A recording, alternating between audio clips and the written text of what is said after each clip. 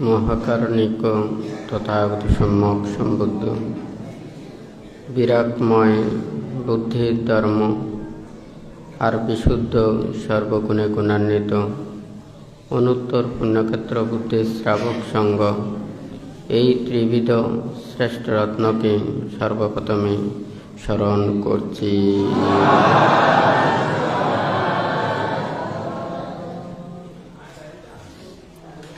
আজকে আমাদের বৌদ্ধদের অতীব গুরুত্বপূর্ণ দিন, শুভ বৈশাখী পূর্ণিমা। তথাগত ভগবান বুদ্ধের বুদ্ধত্ব লাভ, মহাপরিনির্বাণ, জন্ম, বুদ্ধত্ব লাভ ও মহাপরিনির্বাণ এই ত্রিস্মৃতি বিজড়িত শুভ বৈশাখী পূর্ণিমা।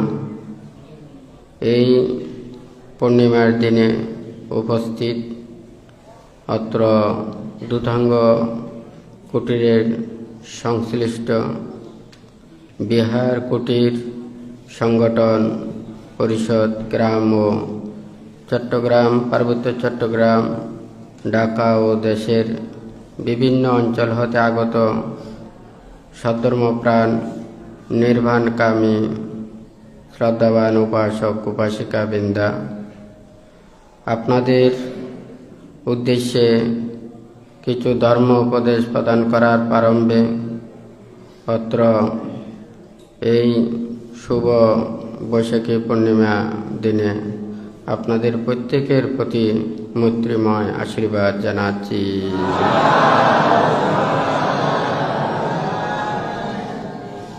জগতে বুদ্ধির আবির্ভাব না হলে এই পৃথিবী লোভ, দেশ, মোহ, অবিদ্যা, তৃষ্ণায় আচ্ছাদিত হয়ে থাকে।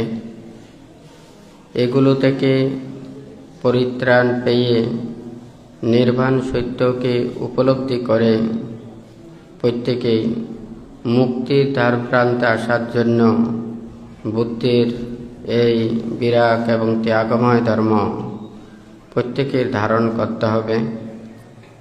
আজকে আপনারা যারা সমবেত হয়েছেন, বুদ্ধ সুদীর্ঘ ৪৫ বছর যাবৎ যেই ধর্ম দেশনা দিয়েছেন, আদিতে কল্যাণ, মধ্যে কল্যাণ এবং পর্যাবসানে কল্যাণ, মুক্তিকামী সত্যদের জন্য একমাত্র উপাদেয় সদৃশ বুদ্ধের এই ত্যাগের বাণী। আপনারা যারা এসেছেন, কর্মফলকে বিশ্বাস রেখে, ত্রিরত্নের প্রতি শ্রদ্ধা রেখে, জন্মান্তরের প্রতি বিশ্বাস রেখে প্রত্যেকে নীরবে ধর্ম শ্রবণ করুন।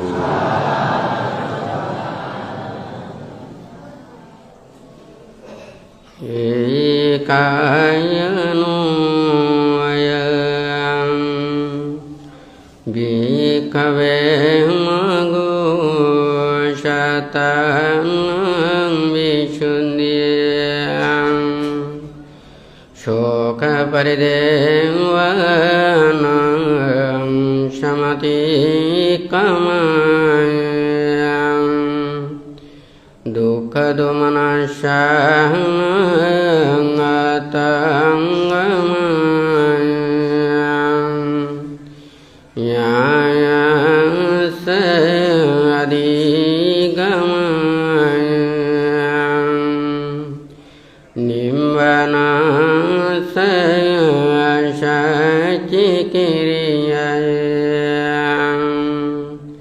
यदिदं चतारो सतिपठन् कथमे चतारो इदो भिक्खवे भिक्खु काये कायानुपस्सी विहरति अतापि सम्पजनो सतिमा विनयलोकं अविजद्वनसे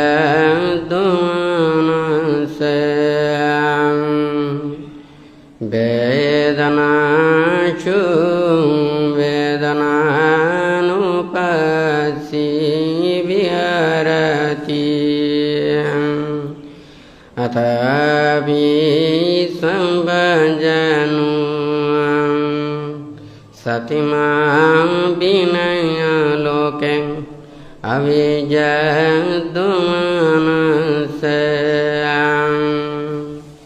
चित्ते चित्तानुपस्सी विहरति अथापि संपजनु सतिमां विनयलोकं अविजद्वनसे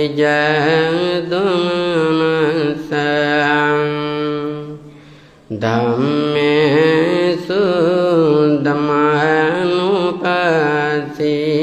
विहरति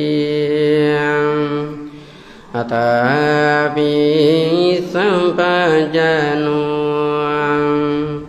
सतिमां विनयलोकं अविजद्वनसे इतीनां चवज्जिनं श्रुतिते योतु सम्मदं इतीनां चवज्जिनं शम्बदुःखरोगं भजम् अन्तरायोपन्धवा विनाशमेन्तु इतीनां चवज्जिनं होतु ते जयमङ्गलन्ति।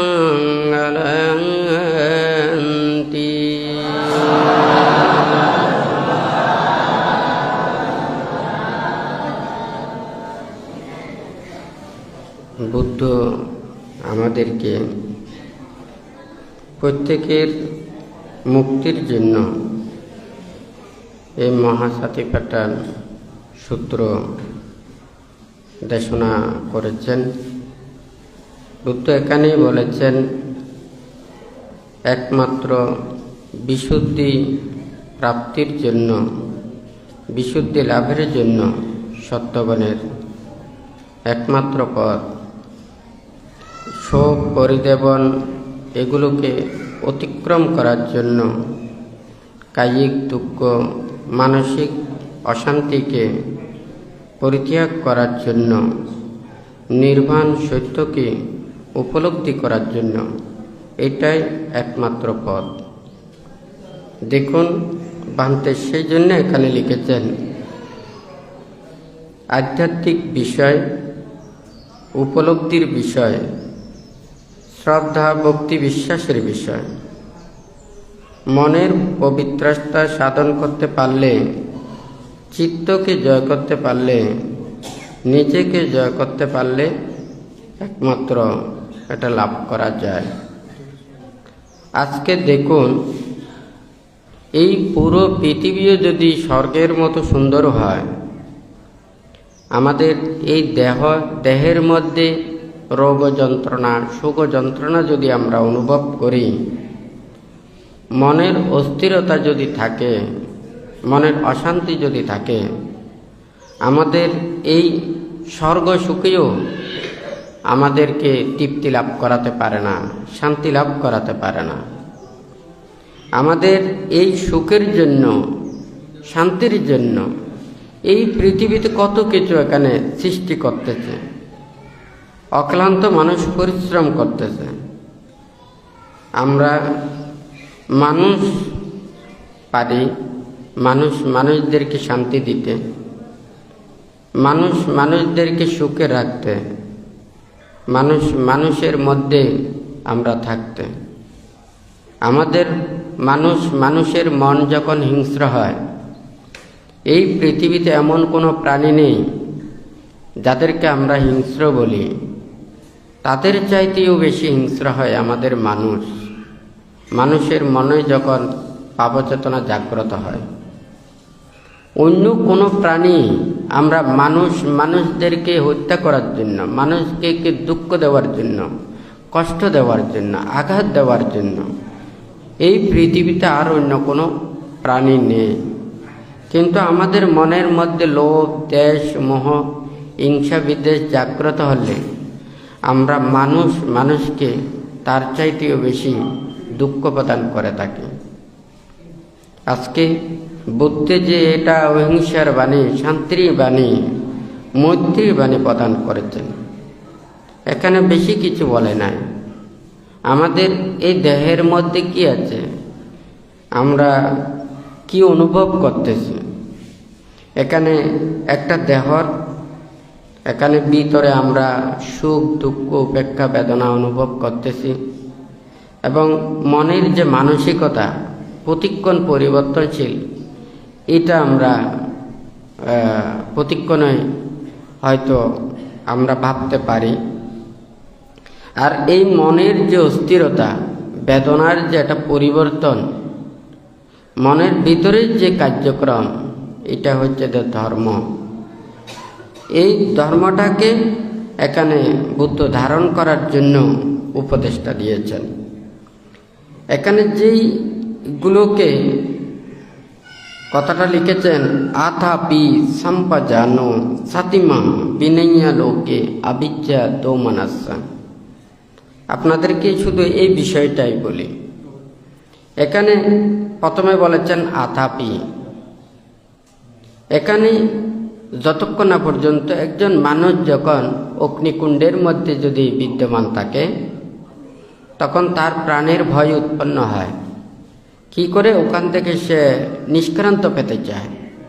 অর্থাৎ ওই জ্বলন্ত অগ্নিকুণ্ডের মধ্যে থাকলে তাকেও যেমন পুরে ওখানে মৃত্যুবরণ করতে হবে এবং নানান প্রকারের ওখানে জ্বালা যন্ত্রণা ভোগ করতে হবে। সেই অগ্নিকুণ্ড থেকে বাহির হওয়ার জন্য যাদের মন এটা উদ্গ্রীব হয়েছে, অর্থাৎ জন্ম দুঃখ, জরা দুঃখ, ব্যাধি দুঃখ এবং মরণ দুঃখ পুনঃ পুনঃ জন্ম ধারণ করে এই যে বিভিন্ন প্রাণীকুলে উৎপন্ন হয়ে যে অবিরত সকল প্রাণী কষ্ট পাচ্ছে, কিন্তু কেউ ওখানে ভাবতেছে না আমরা কি পুনর্জন্ম নেব নাকি নেব না, এইটা বিষয় নয়। কেউ এই পৃথিবী ছেড়ে চলে যেতে চায় না, সবাই বেঁচে থাকতে চায়। রূপ, রং, বৈচিত্র্য এগুলোর শান্তি, সুখ উপভোগ করতে চায়। এই দেহটাকে চায়, ইন্দ্রিয়টাকে চায়। যতদিন পর্যন্ত এই পঞ্চ ইন্দ্রিয়ের প্রতি আসক্তি থাকবে, দেহের প্রতি আসক্তি থাকবে, দেহতে সুখ অনুভব করবে, 31 প্রকার লোকভূমিতে তাহাকে জন্ম নিতে হবে। কেন জন্ম নিতে হচ্ছে? এটা আশা, আকাঙ্ক্ষা, প্রত্যাশার কারণে। বুদ্ধ এখানে বলেছেন আতাপি। এখানে যারা জন্ম, জরা, ব্যাধি, দুঃখ এগুলো থেকে, মরণ দুঃখ থেকে যারা নিবৃত্তি লাভ করতে চায়, 31 প্রকার লোকভূমিতে যার চিত্ত টলিত হয় না, সে স্বর্গ সুখেও অবিরমিত হয় না, ব্রহ্ম সুখেও সে কামনা করে না, লৌকিক কোনো কিছুর প্রতি সে আসক্ত না। এখানে প্রথমে যে কথাটা বলেছেন আতাপি, একটা কোনো মানুষকে সবাইকে মুক্তির কর্মপথে আমরা আসতে পারি, কিন্তু আমাদের সেই উপলব্ধিটা হয় না, একটা বিবেক উৎপন্ন হয় না। একজন ছাত্র যেমন যতক্ষণ না পর্যন্ত সে উচ্চশিক্ষায় শিক্ষিত হয়ে এই শিক্ষা অর্জন করতে না পারলে অনেক কিছু তার মনের মধ্যে চেতনা জাগ্রত হয় না, জ্ঞান, বিবেক এগুলো উৎপন্ন হয় না। ঠিক তদ্রূপ যতক্ষণ না পর্যন্ত দুঃখ সত্যকে উপলব্ধি করতে না পারে, ততক্ষণ পর্যন্ত তাহারা নির্বাণ এবং মুক্তির কর্মপথের দিকে ধাবিত হবার জন্য মন সেদিকে যায় না। তো বুদ্ধ এখানে যে কথাটা বলেছেন, এখানে তাহারা মুক্তিকামী হতে হবে। অর্থাৎ এখানে হয়তো অনেকে মনে করতে পারে আমরা তো সংসারের মধ্যে আছি, সংসারের মধ্যে তাকে আমরা তো সবাই তো সংসার ত্যাগ করতে পারবো না, তাই বলে আমরা মুক্তির কর্মপথে যেতে পারবো না। বুদ্ধ সেই কথাটা বলে নাই। বুদ্ধ তো এখানে ধর্ম উপলব্ধি, এটা মনের ভিতরের কথাটা বলেছেন। কায়ের যেগুলো পাপ এগুলো দূরীভূত করতে বলেছেন। বাক্যের যে ওখানে বাক্য দুষ্বাক্য যেগুলো, এগুলো বুদ্ধ পরিত্যাগ করতে বলেছেন। মনের ভিতরের পাপগুলোকে দূরীভূত করতে বলেছেন। লোভ দেশ মোহকে দূরীভূত করতে বলেছেন। অবিদ্যে তৃষ্ণার সংযোজন এগুলোকে দূরীভূত করতে ফেলেছেন। একটা ড্রেস দ্বারা, একটা পোশাক দ্বারা মনের এতগুলো পাপ দূরীভূত করতে পারে না। সম্যক সংকল্প দ্বারা পারেন।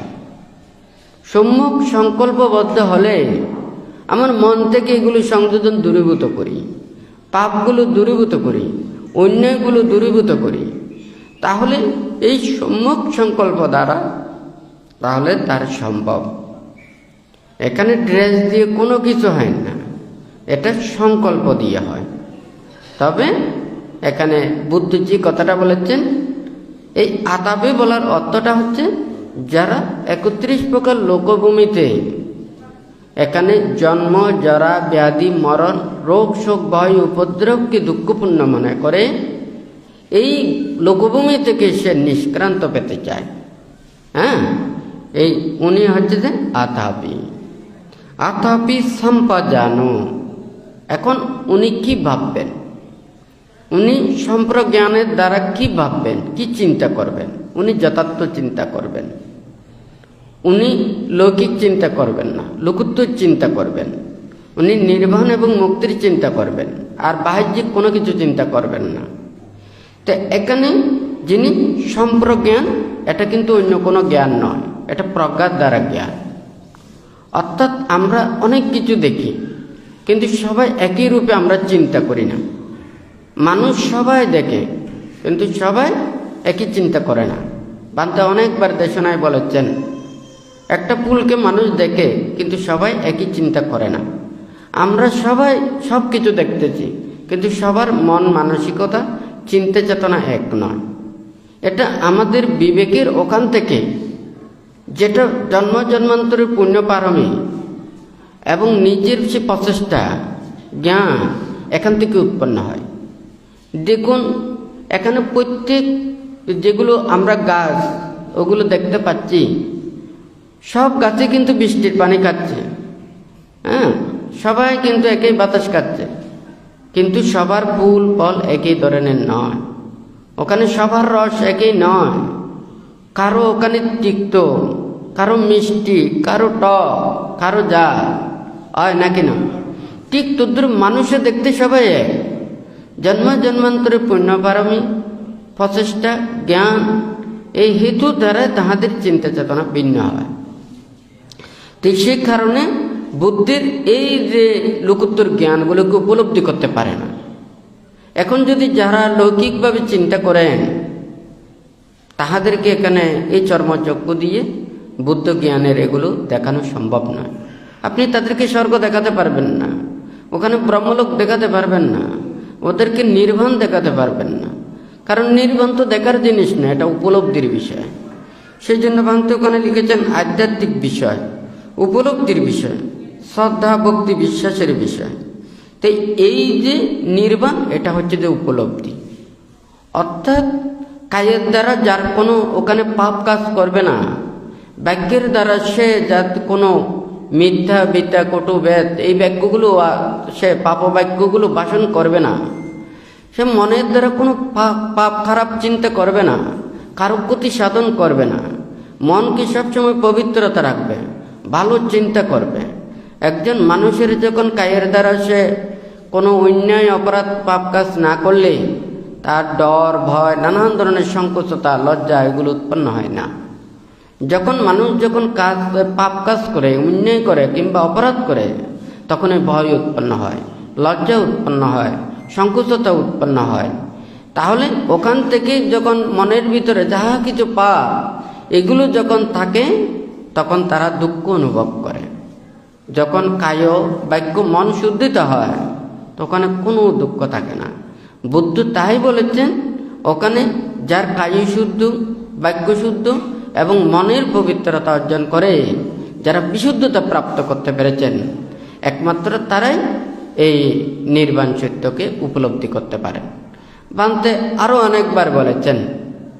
যেমন মনে করেন ওখানে আমাদের হয়তো মন এখানে দেখা যাচ্ছে না, আপনারা সবাই এখানে বসে আছেন, আপনাদের এত কিছু বানতে বলেন না, কারণ আপনাদের ওখানে সবাই বলে ধ্যানের মুক্তির কাজ হচ্ছে যে ধ্যান করা।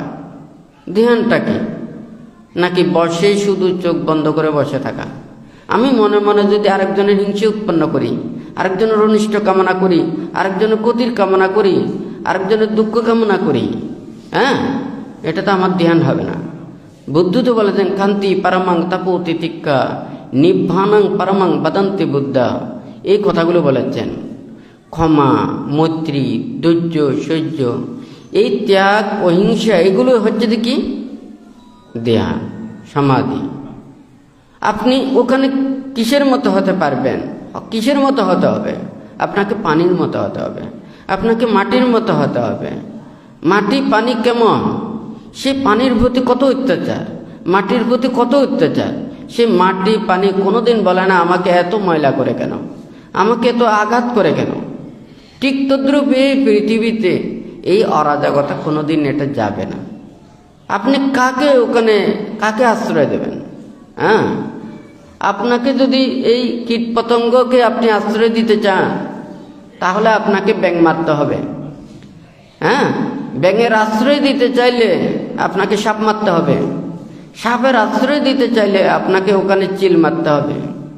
এই পৃথিবীতে অজস্র প্রাণী, একটা এই যে দুর্বলের প্রতি সবলের যে অত্যাচার, অনাচার, হ্যাঁ, মিথ্যা, পাপ, এগুলোকে এই পৃথিবী থেকে সম্পূর্ণ নিরুদ্ধ করা সম্ভব নয়।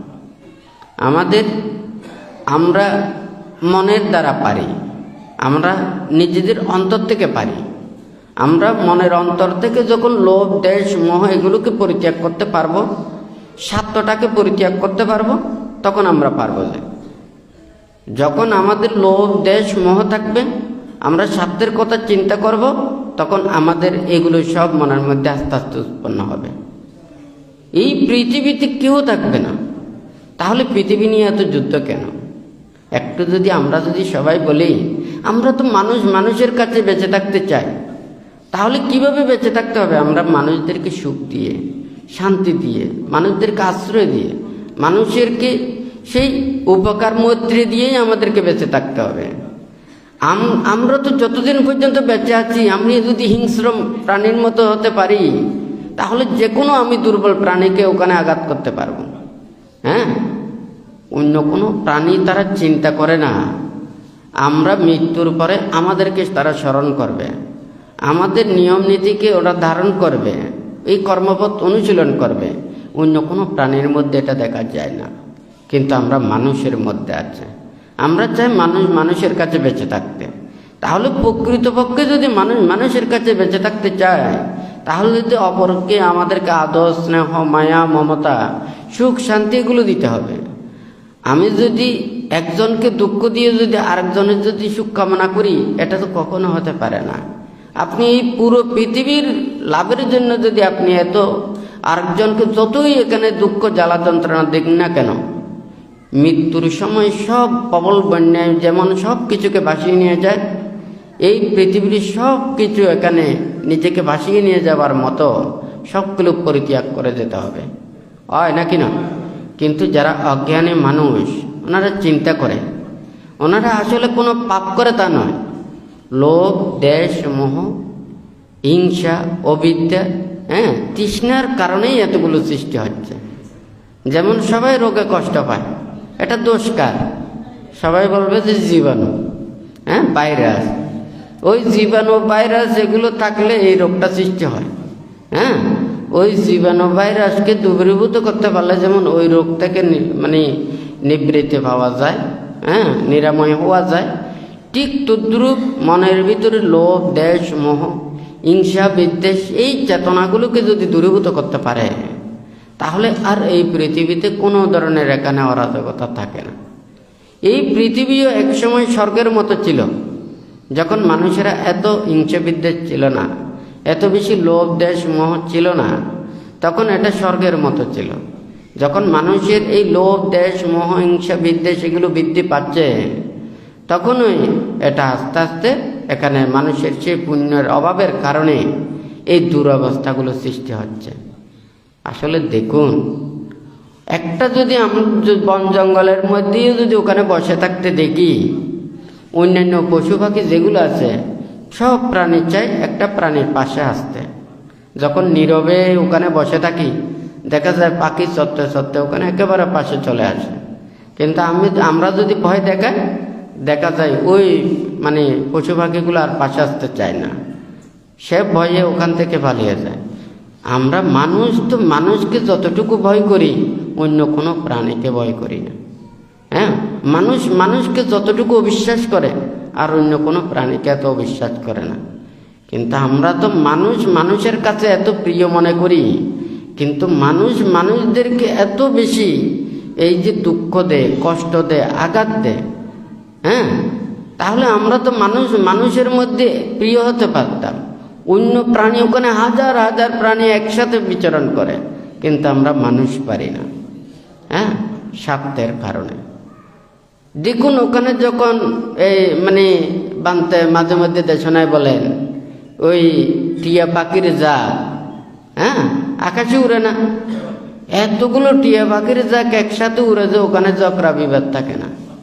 হ্যাঁ, কিন্তু আমাদের মানুষের মধ্যে এই গাঠটি ফোঁজা, মানুষ বলা তো ধনী আর বলা হলো জ্ঞানী। ধনী কারা? যার চাইতে যত বেশি জোগাড় করতে পারে সে হয় ধনী, অর্থাৎ যার চাইতে যত বেশি টেনশনে থাকতে পারে উনি হচ্ছেন ধনী। আর জ্ঞানী কারা? হ্যাঁ, যারা যত বেশি মুখস্থ বলতে পারেন, সারাদিন আচামিচে বলতে পারেন, তিলকে তাল বানাতে পারেন, তালকে তিল বানাতে পারেন। কারণ যিনি সত্য কথা বলতে পারেন বেশি বলতে পারবেন না। আর যে সারাদিন মিথ্যে কথা, অন্যায়, অপরাধ, হ্যাঁ, যখন তখন যে ধরনের সে ধরনের স্বভাব হতে পারেন, ইনি হচ্ছে জ্ঞানী। হ্যাঁ, এই জ্ঞানী হতে গিয়ে একটু নীরব নিস্তব্ধ থাকতে পারেন না। হ্যাঁ, আর ধনী হতে গিয়ে টেনশন মুক্ত থাকতে পারেন না। বুদ্ধ আমাদেরকে কি শিক্ষা দিয়েছেন? বুদ্ধ এখানে চিন্তা করে দেখেছেন যে যতদিন পর্যন্ত এগুলো পরিত্যাগ করতে না পারবে এটা মুক্তির জন্য পারবে না, আর শুদ্ধির পথে আসতে পারবে না। তাদের আশা, আকাঙ্ক্ষা, প্রত্যাশা, কামনা, বাসনা এগুলো অজস্র থাকবে। তাহলে তাদেরকে ওইভাবে মুক্তির পথে আনা সম্ভব নয়। তবে পঞ্চশীল, অষ্টশীল প্রতিপালন করে ধর্মত জীবন আচরণ করার জন্য ওখানে উপদেশ দিয়েছেন। কিন্তু ওখান থেকে আরেকটা জগৎ বুদ্ধ সৃষ্টি করেছেন, সেটা হচ্ছে যে সংসার ত্যাগময় জগৎ। অর্থাৎ যারা সংসার ত্যাগ করবেন শুধু জঞ্জাল নয়, ওরা পরিশুদ্ধময় জীবন আচরণ করবেন। ওনারা কাজের দ্বারা কোনো পাপ কাজ করবেন না, ওনারা বাক্যের দ্বারা কোনো ধরনের মিথ্যা বিতে কটুবেত এগুলো করবেন না। মনের দ্বারাও কোনো প্রাণীকে আঘাত দেবেন না, দুঃখ দেবেন না। নাহি পব্বাজিত পরুপগাতি সমনু হুতি পরং বিহেটয়ন্ত। অপরকে আঘাত দিয়ে কেউ পব্বজিত হতে পারে না, অন্য প্রাণীকে কষ্ট দিয়ে সেও সমন হতে পারেন না। অর্থাৎ ওনারা সকল প্রাণীর প্রতি মৈত্রীর পরায়ণ হয়ে ওনারা জীবন অতিবাহিত করেন। অর্থাৎ এই মানব লোকের মধ্যে লোভ, দেশ, মোহ, হিংসা, বিদ্বেষ এই গুরুত্বগুলো প্রাণীর মধ্যে বিচরণ করে একমাত্র এই বুদ্ধ প্রমুখ ভিক্ষু সংঘরায় ওনারা পরিশুদ্ধময় জীবন আচরণের জন্য আরেকটা কর্মপথ বুদ্ধ আবিষ্কার করেছেন। কিন্তু আমরা কতজন এটাকে চিন্তা করছি, এটাকে ভাবছি। বুদ্ধির এই চিন্তাগুলো মানুষের কাছে পৌঁছাতে হবে। এইটা আরেকটা জগৎ, যে জগতের মধ্যে ওখানে স্বার্থ নেই। যে যত বেশি নির্বাণ এবং মুক্তির দিকে যাবে ওখানে সে শান্ত হয়ে যাবে, হ্যাঁ, ধীর স্থির হয়ে যাবে। যেমন মনে করুন আমাদেরকে প্রথম সংকল্প, উনি আহারের জন্য চিন্তা করবেন না, বস্ত্রের জন্য চিন্তা করবেন না, বাসস্থানের জন্য চিন্তা করবেন না, এবং ওষুধ প্রত্যয়ের জন্য চিন্তা করবেন না। এই চারিটা আমাদের যারা সংসারের মধ্যে থাকতে হলে ওনাদেরকে জীবন চলার জন্য অর্থ উপার্জন করতে হয়। এখন এই অর্থ উপার্জন করতে হলে তাহাদেরকে কর্ম করতে হয়, অর্থের কর্ম করতে হয়। বুদ্ধ আমাদেরকে, ভিক্ষু সামনদেরকে বলেছেন তোমরা অর্থ ধরতে পারবে না, টাকা পয়সা ধরতে পারবে না। কারণ টাকা পয়সা যখন ধরতে মানা করে দেবে এখন উপার্জনের কথা আসবে না। সঞ্চয়ের কথা আসবে না, ক্রয় বিক্রয়ের কথা আসবে না। হ্যাঁ, তাহলে সে যখন এইগুলো জমাতে পারবে না, একটা পাখি যেমন দুইটা ডানার বার করে যেখানে ইচ্ছে সেখানে বিচরণ করে, এই প্রজ্ঞচিত জীবনও সেইভাবে পরিশুদ্ধময় জীবন আচরণ করে ওনারা স্বাধীনভাবে নিষ্কলুষ নিষ্পাপভাবে ওনারা সব জায়গায় বিচরণ করবেন। কিন্তু এটা তো আমাদের উপরের কথা, কিন্তু মনের ভিতরেরটা পরিশুদ্ধ করতে না পারলে আমরা তো এটা বহিঃপ্রকাশ করতে পারবো না।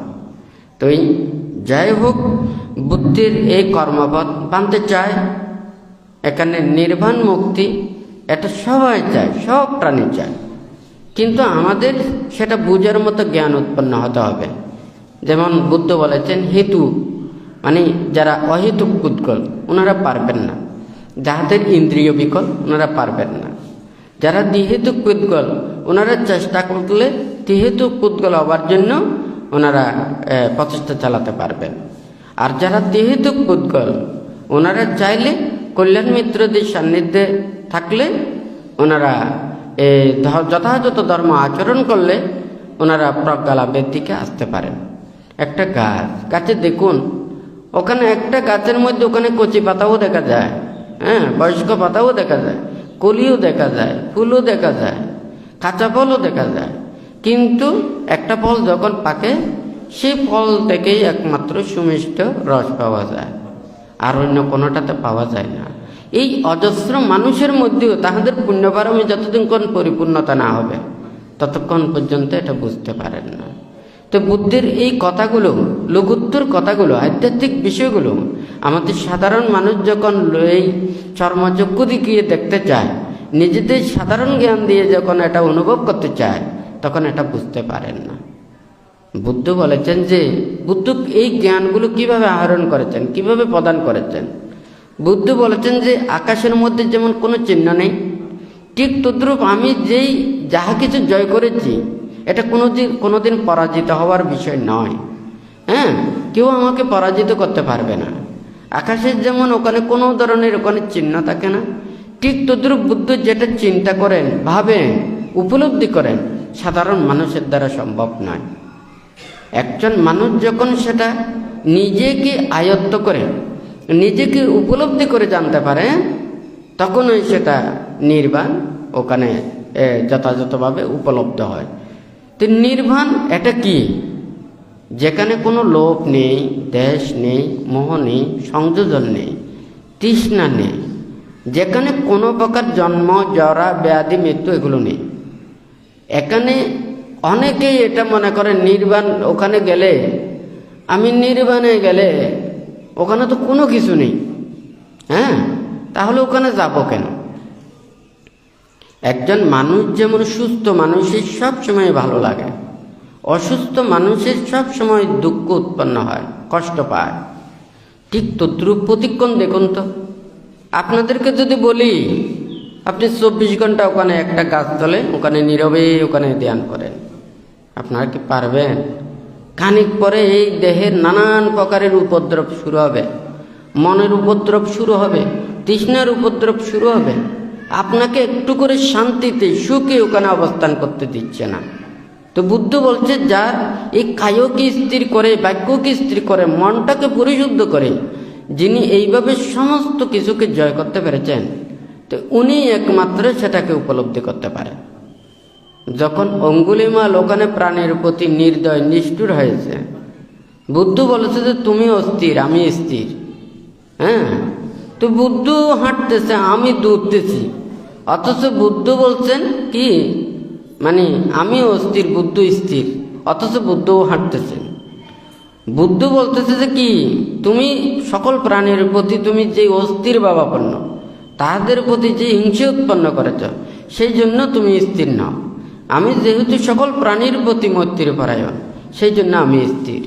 তখন বুদ্ধের কথাটা সে বুঝতে পেরে সে যখন এগুলো পরিত্যাগ করেছেন, উনি 999 জন মানুষকে কেটে উনি বিমুক্ত জ্ঞানের পথে আসতে পেরেছেন।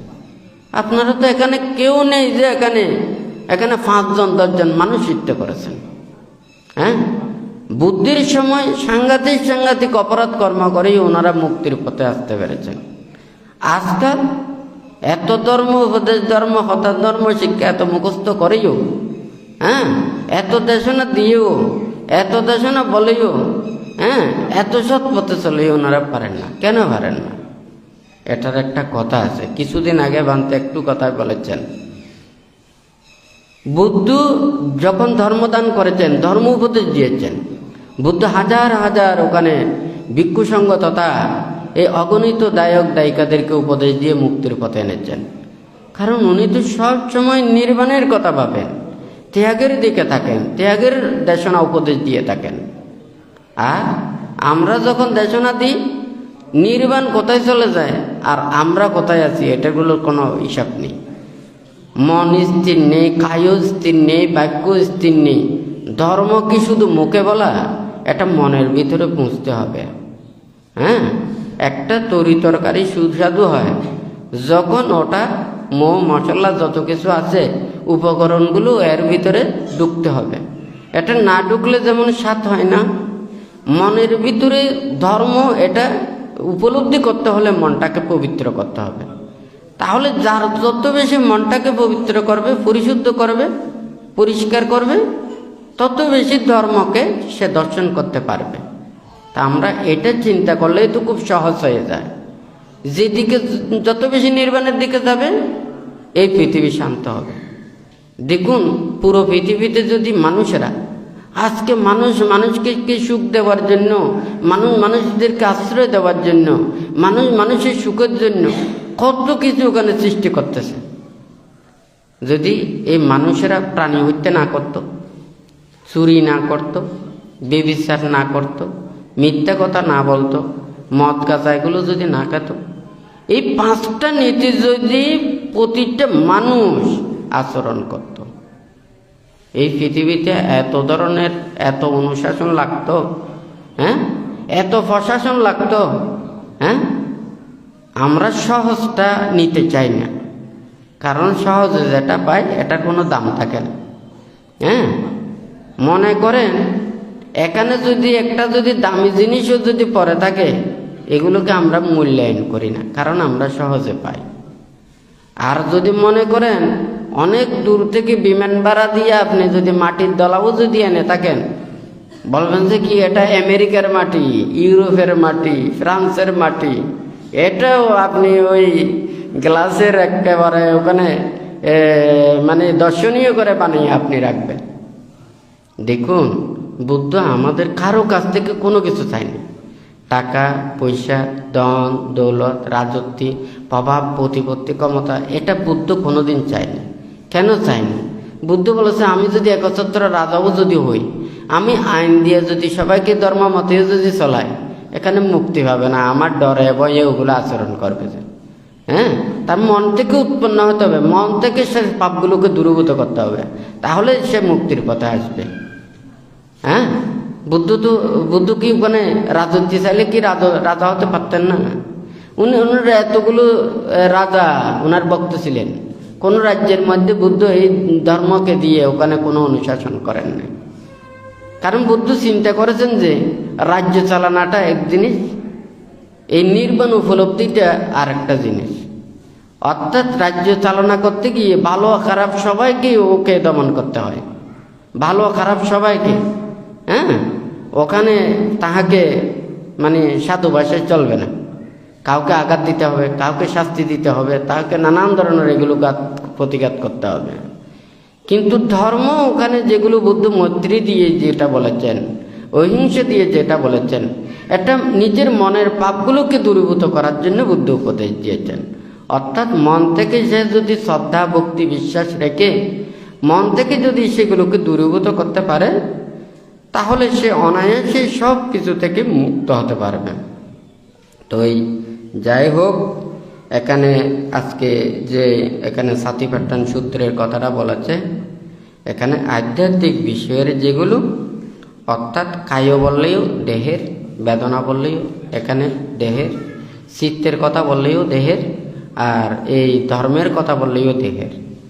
অর্থাৎ এই পুরো পৃথিবী যদি স্বর্গের মতো যদি হয়, আমাদের এই সারথিনার জায়গাটা যদি আমরা কন্ট্রোল করতে না পারি, এখানে যদি আমরা শান্তি না পাই, সুখ না পাই, তাহলে এই পুরো পৃথিবীর স্বর্গের সৌন্দর্যও আমাদেরকে স্বস্তি আর তৃপ্তি দিতে পারবে না, আমাদেরকে সুখ দিতে পারবে না। বুদ্ধ বলছে যে কি, এই দেহটাকে যে নিয়ন্ত্রণ করে নিজেকে জয় করতে পারবে, নিজের এই যে কায় বাক্য মনটাকে সংশোধন করতে পারবে, একমাত্র তারাই একমাত্র মুক্তির কর্মপথের দিকে আসতে পারবে। তো এই যাই হোক, বান্তে যেহেতু আজকে এই কথাটা এখানে বলেছেন, তো আজকে বান্তে দেশনার শেষ করার আগে আজকে একটা ঘোষণার বিষয় আছে। তো এই ঘোষণাটাও দেশনার মধ্যে ওখানে দিচ্ছি, যেহেতু এখানে অনেক মানুষেরা এখানে শ্রবণ করে। তো এই আগামী 2026 সালের নভেম্বর মাসে আমাদের দূতাঙ্গ কুটিরের সংশ্লিষ্ট দায়ক দায়িকা, উপাসক উপাসিকারা প্রত্যেকেই সম্মিলিত হয়ে যে দানোত্তম কঠিন চিবর দান করা হয়।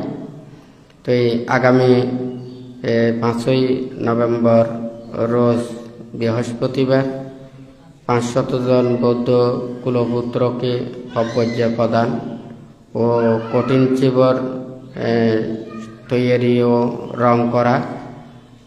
আর 6ই নভেম্বর রোজ শুক্রবার দানোত্তম শুভ কঠিন চিবর দান সহ সদ্ধর্ম দেশনা আয়োজন করা হবে। রাঙ্গুনিয়ার মরিয়ম নগরের গুমায় বিলস্ত বুদ্ধ মহাধাতু চিত্তে এই মহতি পুণ্যানুষ্ঠান অনুষ্ঠিত হবে এবং 11ই নভেম্বর রোজ বুধবার সমাপনী অনুষ্ঠান করা হবে। তো ওখানে সদ্ধর্মপ্রাণ নির্বাণকামী দায়ক দায়িকাদের উক্ত পব্বজ্জা ও কঠিন চিবর দানে অংশগ্রহণ করে আপনারা পুণ্য সঞ্চয়ের ওখানে সঞ্চয় করতে পারবেন। আজকে যারা এখানে সমবেত হয়েছেন, বান্তে এই পব্বজ্জা প্রোগ্রাম সম্পর্কে বান্তে এটা করতে চায়, এটা বলতে চায়, এটা কোনো বান্তে ওইভাবে কোনো আনুষ্ঠানিকতা নয়। এটা আমাদের প্রত্যেকের বুদ্ধের যে ত্যাগের বাণী, অহিংসার বাণী, বুদ্ধের যে এই যে ত্যাগের মন্ত্র, এগুলোকে ধারণ করার জন্য কত জন্ম জন্মান্তর এটা সংসারের মধ্যে আবদ্ধ হয়। এখান থেকে পুণ্য পারমে থাকলে ওনারা সংসার ত্যাগ করে ব্রহ্মচর্য জীবন আচরণ করতে পারেন। বানতে চায় এখানে আপনারা যখন ওখানে পব্বজ্জিত হন, ওখানে এই 5-6 দিনের মধ্যে মাত্র মাঝখানে কয়েকদিন কিছুটা শান্ত থাকে, কিন্তু দেখা যায় এর আগে পিছে ওখানে অস্থিরতা বিরাজ করে। আর যারা আপনারা সংসারের মধ্যে থাকেন, প্রতিক্ষণে এটা নিজের মনটাকে স্থির করতে পারেন না। বানতে চায় বুদ্ধির এই ত্যাগের বাণী, অহিংসার বাণী প্রত্যেকের অন্তরে যাহাতে ধারণ হয়। এই ব্রহ্মচর্য জীবনতে দুর্লভ। আমাদের শুধু ধ্যান করা নয়, এখানে অনেক কিছু শীল আছে, বিনয় আছে, নীতি আছে। কিভাবে বুদ্ধ এই শিক্ষাটা দিয়েছেন? ধ্যান করতে চাইলে আপনারা তো গৃহীও ওখানে ধ্যান করতে পারেন, কিন্তু ওখানে ধ্যানের মধ্যে তো এখানে অনেক কিছু পার্থক্য আছে। তাহলে বুদ্ধ এতগুলো শীল দিয়েছেন কেন? 227 শীল কেন দিয়েছেন? দূতাঙ্গ শীল কেন দিয়েছেন? 10 শীল কেন দিয়েছেন? ব্রহ্মচর্য জীবন কেন দিয়েছেন? এগুলো না দিয়ে সংসারের মধ্যে থেকে আমরা তো ওখানে ধ্যান করতে পারতাম। বানতে তো কিছুদিন আগেও বলেছেন, সংসারের ওখানে জীবনটা হচ্ছে ওখানে তৃষ্ণার ঘর। তৃষ্ণার ঘরে ধ্যান করলে কতক্ষণ ধ্যানটা থাকে আপনারা নিজেরাই জানেন, হয় নাকি না? আর যদি বলেন যে না, এটা তৃষ্ণার ঘর নয়, আমরা মনে প্রাণে ধ্যান করতেছি, একটা একেবারে যেখানে কোনো মানুষজন নেই, নির্জন অরণ্যে পাহাড়ের চূড়ায় ওখানে 7 দিন ওখানে তাকে দেখে, তারপরে জানতে পারবেন যে কি গড়টা তৃষ্ণার নাকি আরামের। তখন ওখানে পাহাড়ের চূড়ায় দেখবেন যে ওখানে মন আর টিকবে না, চোখ দিয়ে শুধু পানি পড়বে, হ্যাঁ, তুই কি দুঃখ উপলব্ধি করেছেন। সংসারের মধ্যে থাকলে ওখানে তো যা কিছু চতুর্দিকে দেখা যায় এগুলো সব তৃষ্ণার দর্শন, তৃষ্ণার শ্রবণ। হ্যাঁ, এই যা কিছু দেখা যায় এগুলো সব আপনি যেমন গঠন করেছেন, এগুলো না দেখলেই আপনাদের মন ফুরে। এগুলো তো সারা জীবন ওখানে দেখতে চাইবে, আপনি এগুলো তো ত্যাগ করতে পারতেছেন না। নির্বাণ আর মুক্তিটা হচ্ছে কি ত্যাগ। হ্যাঁ, বুদ্ধ ওখানে বিচরণ করেছেন কেন? ওখানে ব্রহ্মচর্য জীবনের এইভাবে ধারণ করতে বলেছেন। এত হাজার হাজার লক্ষ লক্ষ কোটি কোটি ভিক্ষু সমান ওনারা ত্যাগের বাণী বানতে চায়। বুদ্ধির নিয়ম নীতি বিনয় এবং এই ব্রত শিক্ষাপদগুলোকে আমরা ধারণ করতে না পারলে আমরা কেউ মুক্তির পথে আসতে পারবো না। বুদ্ধ যেমন ওখানে ধর্মটাকে ওখানে পরিচালনা করেছেন, শিক্ষা দিয়েছেন, আমাদেরকে সেইভাবে আমাদেরকে মেনে নিতে হবে। আমরা যদি ওইভাবে যদি মেনে না নিয়ে আমাদের যা ইচ্ছে তা যদি ওইভাবে চলি, এটা ধর্ম আর থাকবে না। কারণ সবাই ওখানে ধনী হতে চায়, জ্ঞানী হতে চায়। বুদ্ধ বলেছে যে তুমি ধনী হওয়া পরিত্যাগ করো, জ্ঞানী হওয়া পরিত্যাগ করো, শুধু তুমি নির্বাণ চাও, তাহলে আমার কাছে আসো। হ্যাঁ, আর তুমি যদি বলো যে না আমি জ্ঞানী হতে চাই, ধনী হতে চাই, তাহলে তুমি পারবে না। কারণ তোমার ধনী হতে হলে তোমার টাকা পয়সা দন্দল লাগবে। বুদ্ধ তো বলেছেন তুমি টাকা পয়সা ধরতে পারবে না, তোমার অষ্ট পরিষ্কার ছাড়া বাহ্যিক ওগুলো রাখতে পারবে না, তাহলে এগুলো নিয়ে চিন্তা করতে পারবে না। তখন তুমি সমস্ত কিছু কাছে যদি অনাসক্তভাবে থাকতে পারো, তুমি পারবে যে ওই বন জঙ্গলে ওখানে অষ্ট পরিষ্কার নিয়ে নির্লিপ্তভাবে ওখানে ধ্যান করতে পারবে। এই সাতিবাট্টান সূত্রে যে বানতে বলো যে আতাপি সাম্পাজানো সাতিমা বিনয়া লোকে আবিজ্ঞা দৌমানাসা। হ্যাঁ, ইহ জগতের লোকে আবিজ্ঞে দৌমানাসাং, এই কথাটাগুলো কি বলেছেন? অর্থাৎ মন চিত্ত 31 প্রকার লোকভূমির মধ্যে আশা আকাঙ্ক্ষা প্রত্যাশা কোনো কিছুর মধ্যে মনটাকে আবদ্ধ করতে পারবে না। এগুলো সব পরিত্যাগ করে আপনাকে স্মৃতিমান হতে হবে। তখন ওই স্মৃতিটা লাভ করতে হলে তাহলে ওই নির্জনতায় যেতে হবে না, তাহলে ওই যেতে হলেও তো আস্তে আস্তে আপনাকে মন প্রস্তুতি নিতে হবে, আপনাকে নিষ্কলুষ হতে হবে, জঞ্জাল মুক্ত হতে হবে, শত্রু মুক্ত হতে হবে। তো যাই হোক, বানতে চায়, সব প্রাণী মুক্তি লাভ করতে চায়, আসলে প্রত্যেকেই পারে। এখানে বুদ্ধ বলে না যে আমি বুদ্ধ হতে পারবো আর কেউ বুদ্ধ হতে পারবে না, বুদ্ধ এই কথাটা বলে নাই। বুদ্ধ বলেছেন বুদ্ধ হতে চাইলে ওখানে 30 পারমী পূর্ণ করতে হবে। তাহলে যারা ওই 30 পারমী পূর্ণ করে বুদ্ধের কাছে ওখানে আশীর্বাদ যদি লাভ করতে পারে, ওনারাও বুদ্ধ হতে পারবেন। তো যাই হোক, প্রত্যেকের মনের ভিতরে যেগুলো পাপ, অকুশল, লোভ, দেশ, মোহ, হিংসা, বিদ্বেষ, এগুলি সব দূরীভূত করে আমরা প্রত্যেকে যাতে এই বুদ্ধের উপদেশকে ধারণ করে কল্যাণ মিত্রদের সান্নিধ্য থেকে আমরা যাতে প্রত্যেকেই মুক্তি লাভ করতে পারি, সেই ধরনের আপনারা প্রত্যেকে চিন্তা করবেন, ভাববেন, বুদ্ধের কাছে আশীর্বাদ প্রার্থনা করবেন। এবং বানতে চায় এই পৃথিবীতে যারা এখানে যাদের জন্ম জন্মান্তরের হেতু আছে, শত শত হোক, হাজার হাজার হোক, কিন্তু বানতে মানে বোঝাতে পারতেছে না যে এটা মানুষ কেন বারবার এটা ভুল করে, ভুলে যায় কেন।